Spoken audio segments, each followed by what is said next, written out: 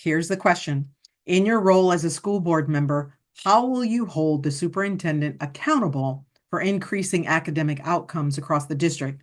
And then the second part of that is, how will you let the public know about progress toward the district's academic goals? Carrie, you're going to start us off.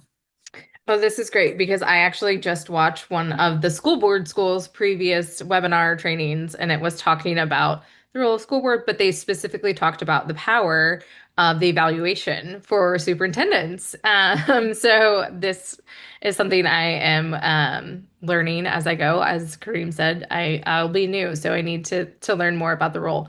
So I think holding the superintendent accountable is really important. And I think that starts with making sure the superintendent knows what her metrics are that she will, or they, it might not always be women, they will be judged on, and then maintaining that communication as an open two-way communication, right? So that they are not blindsided by having targets that they're going to be graded on that they didn't know about, or that the target has changed. And so if they know from the outset what they're striving toward, they can continue to do that. And then we can hold them accountable because it's hard to hold someone accountable for something they didn't know from the beginning. And definitely those are public conversations. And I think it's important and fair to the superintendent that the public is aware of the targets that were set for that person by the board, by their, by their bosses, so that the public doesn't have a misrepresentation of what the superintendent was supposed to be doing. And then they can see the result at the end of the time just the same way as the board. Carrie, thank you for sharing. We're going to move on to Brandon. So I think again, one of the crucial roles of any board member and of the board of itself is to hold the superintendent accountable. And I think the way you do that best is the way we've been striving to do it more recently, which is one, create a system for which you will actually hold them accountable. So we made a policy. We've now created a metric system. Mr. Crossett and Mr. Lindy worked hard with that, with the superintendent to build a system for which we can then each year have the same way of holding the superintendent accountable.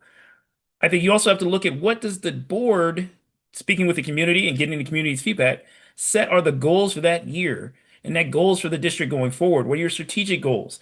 So you're not just judging the superintendent on whether or not you like the one result or not, but whether or not that result heads towards the path you're looking at.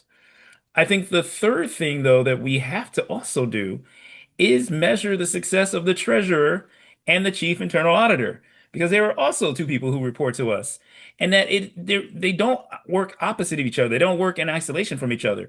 The treasurer can only achieve a balanced budget when the superintendent gives them information that allows them to be able to calculate the numbers and be able to put together those figures. The board has to make sure that relationship is collaborative as well. If we do all of that, if we set our strategic goals, we'll achieve those goals if each part works together and doesn't work apart from each other. Thank you very much. And it sounds like, Brandon, moving on to Kareem, it sounds like a close-knit family making those decisions. Kareem?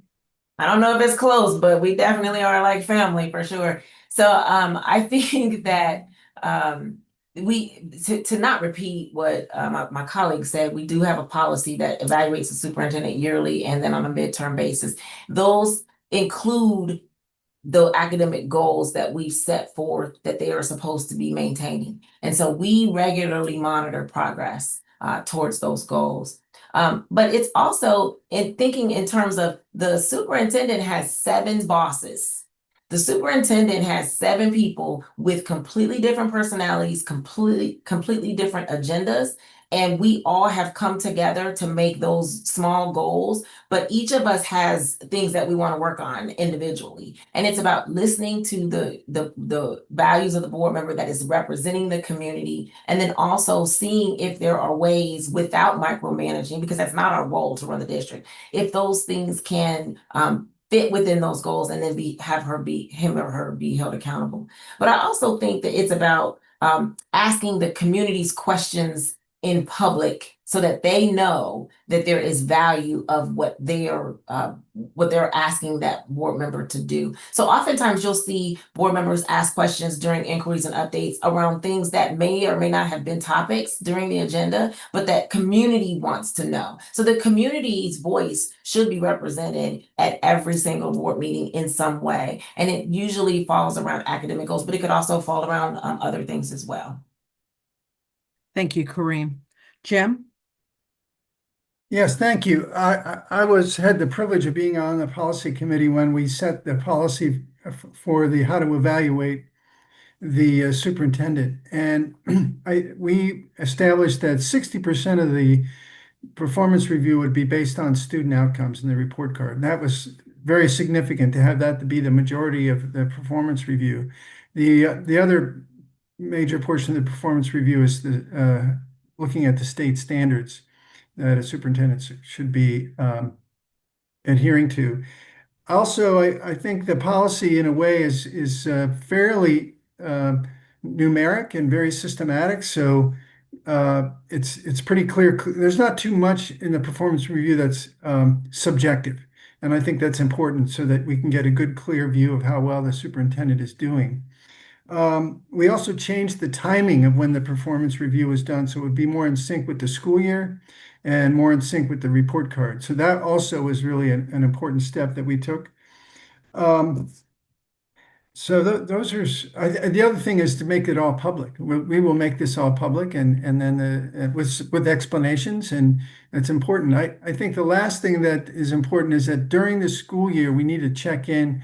I think we can do a better job of checking in during the year on progress and looking for where things aren't quite right, because the performance review of the superintendent reflects on us, on the board. So thank you very much.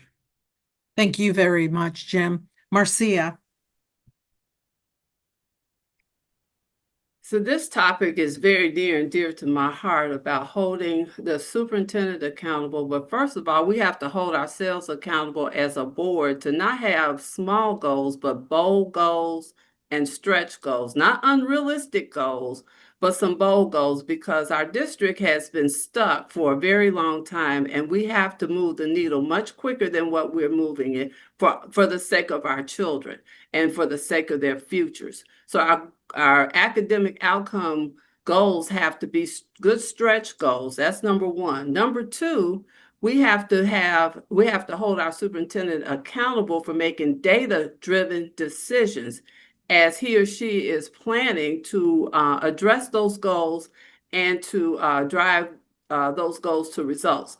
The third thing is that as a board, we have to be able to support the superintendent in doing that. I would expect that the superintendent would bring back their vision, their plan, because they are the CEO of the district. They bring back the plan, we review the plan, we talk about how we can help implement the plan so that we move our academic outcomes for our kids a lot faster than what it's been doing. As far as the public is concerned, I would hope that we would have a report, doesn't have to be real long, but a report every single board meeting on how well we're doing with our academic outcomes. That's what I would expect, and that's how I would hold the superintendent accountable. Thank you, Marcia.